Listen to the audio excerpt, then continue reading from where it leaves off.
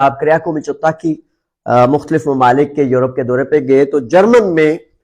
جو ہے ان کا لیڈر کہہ لیں، یورپ کا کنٹرولر کہہ لیں، ان کا سینئر ہے،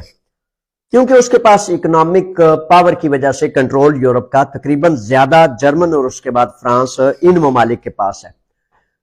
تو جرمن سے جب یہ کہا گیا، اب یہ میں آپ کو وہ حقیقت بتانا چاہتا ہوں جس میں آپ کی دلچسپی بڑی زیادہ ہے۔ تو انہوں نے کہا کہ ہمیں 2,60,000 مزدور چاہیے جن کو ہم نے لیگل کرنا ہے۔ ابھی تک پچھلے 3 ماہ سے یہ بات جاری ہے، ابھی تک کوئی قانون باقاعدہ موجود نہیں، لیکن بات پرائم منسٹر کے لیول تک اور منسٹر امیگریشن کے لیول تک، یعنی کہ انتہائی اعلی سطح پر یہ بات ہو رہی ہے۔ اس کے بعد جب یہ کہا گیا کہ ہمارے پاس کلیریکل سٹاف یا مختلف اکنامک سپورٹ کے بغیر یہ 2,60,000 جو مزدور ہم نے لیگل کرنے ہیں اس کے لیے ہمارے پاس فنڈز نہیں ہے، تو سپورٹ کیا جائے تاکہ ہم جو ہے ان کو لیگل کرنے کا کوئی راستہ، ذریعہ، نشست ترتیب کر سکے۔ اب جو بڑا ہوتا ہے نا، جو کسی بھی معاملے میں بڑا ہوتا ہے تو وہ اوپر سے کسی کو دیکھتا ہے۔ اوپر سے جب دیکھا ہے تو جرمن جو ذمہ داران ہیں، جرمن گورنمنٹ جو ہے، انہوں نے 2 بڑی اہم باتیں کی ہیں، 2 بڑی اہم باتیں جن کے پیچھے بہت زیادہ توقع ہے، آس ہے، امید ہے کہ راستہ کھلے گا۔ ایک تو انہوں نے بڑی وارننگ کے طور پر کہا ہے کہ جو پرانے لوگ ہیں ان کے 2 سے 3 سال تک پیپرز رینیو اگر آپ نہیں کر سکتے تو جو پہلا کلیریکل سٹاف ہے، جو پہلے پیریفیریاز ہیں، جو پہلے جو آفس دفاتر موجود ہیں، وہ جب کام نہیں کریں گے تو نیا آپ کو جو بجٹ دیا جائے گا وہ آپ کیا کریں گے؟ یعنی کہ تھوڑے لفظوں میں انہوں نے سرزنش کی ان کی، اور سرزنش کرتے ہوئے کہا کہ پچھلے جو پیپرز ہیں وہ آپ رینیو ہی نہیں کر پا رہے 2 سال سے 3 سال سے، اور یہ ایک بڑی تلخ حقیقت ہے کہ پچھلے 2020 کرونا کے لاک ڈاؤن کے بعد 21، 22 اور 23 یہ 3 سال یونان بھر میں تقریباً، خاص طور پر ایتھن، الفا ویٹا گاما پیریفیریا اور پالینی، ان 4 پیریفیریاز میں بہت ہی زیادہ سستی، کاہلی، بلکہ جان بوجھ کر پیپرز کو رینیو نہیں کیا گیا۔ اس کی وجہ تحقیقات کے بعد یہ سامنے آئی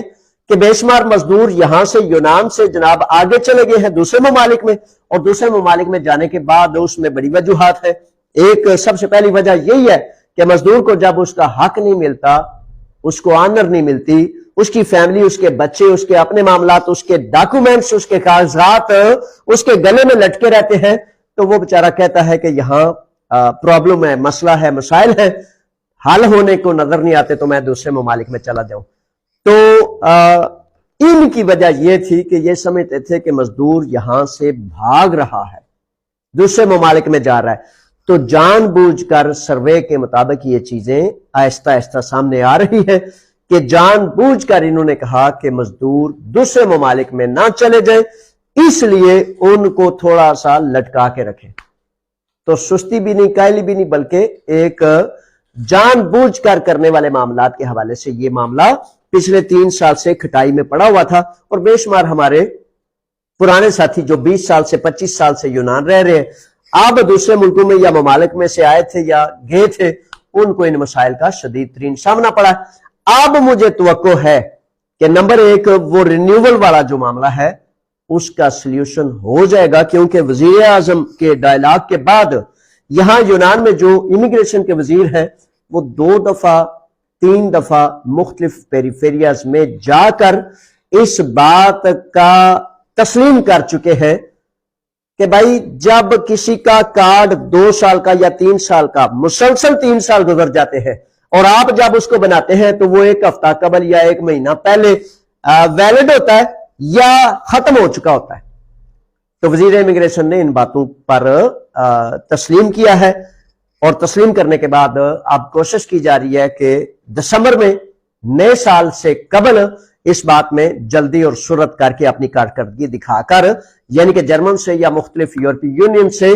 ایڈ ان کو تب ملنی ہے، اجرت تب ملنی ہے، فنڈز تب ملنے ہیں جب یہ اپنی کارکردگی کو بہتر کریں گے۔ اور بڑی بات ہے یہ کہ مختلف معاملات کے ساتھ ساتھ انہوں نے امیگرینٹس کے حوالے سے جرمن نے اس بات کو خاص نشاندہی کی، اور انہوں نے کہا کہ اگر آپ نے 2,60,000 مزدوروں کو لیگل کرنا ہے تو اس کے لیے بھی آپ کارکردگی، پہلے جو کلیریکل سٹاف ہے، افسران ہے، وہ اپنی کارکردگی دکھائیں گے اور اس کے بعد پھر ہم آپ کو وہ سپورٹ کریں گے۔ تو اس طرح پھر جا کے یہ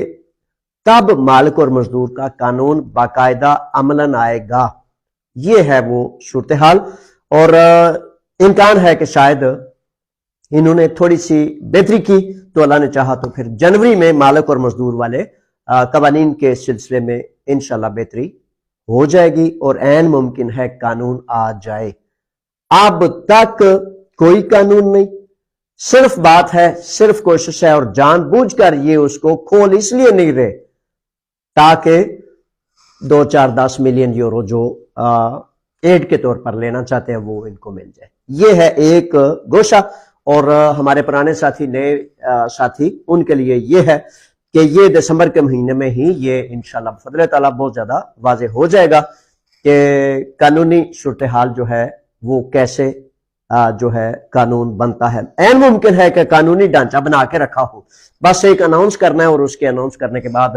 مالک اور مزدور کا قانون جو ہے وہ عملداری میں آ جائے گا، اور یونان میں مقیم جو مزدور ہے اس کو لیگل سٹیٹس دیا جا سکے گا۔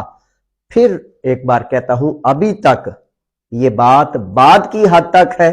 کوئی قانون موجود نہیں، کوئی ضابطہ نہیں، کوئی ڈھانچہ نہیں، بات کی حد تک